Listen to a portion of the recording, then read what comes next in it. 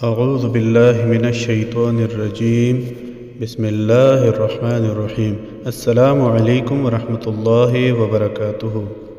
اس video میں آپ کو ہر حال میں غالب رہنے کے لیے اور اسم اعظم کے متلاشیوں کے لیے ایک بہترین عمل اور وظیفہ بتایا جا رہا ہے۔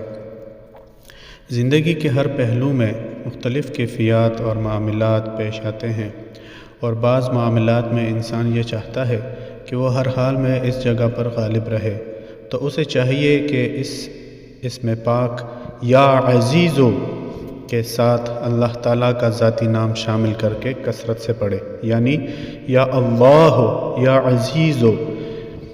یہ بات یاد رکھنے کی ہے کہ جب بھی کسی صفاتی نام کو اللہ تعالیٰ کے ذاتی نام کے ساتھ جوڑ کر پڑھا جائے تو سب سے پہلے اللہ کا ذاتی نام آئے گا۔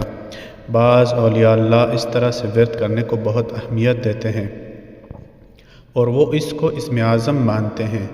حضرت امام بونی رحمۃ اللہ تعالیٰ علیہ فرماتے ہیں کہ وہ شخص جس کا نام عبدالعزیز ہو، اس کے لیے یا اللہ یا عزیزو اسم اعظم بن جاتا ہے۔ حضرت امام جعفر صادق فرماتے ہیں کہ اسم اعظم کے متلاشی کو یا اللہ یا عزیزو پڑھنا چاہیے، یا تو یہ اسم اس کے لیے اسم اعظم بن جائے گا، یا پھر اللہ تعالی جل شانہ کی طرف سے اس کے دل میں اسم اعظم ڈال دیا جائے گا۔ کوئی بھی عمل شروع کرنے سے پہلے صدقہ ضرور کر دیجیے گا۔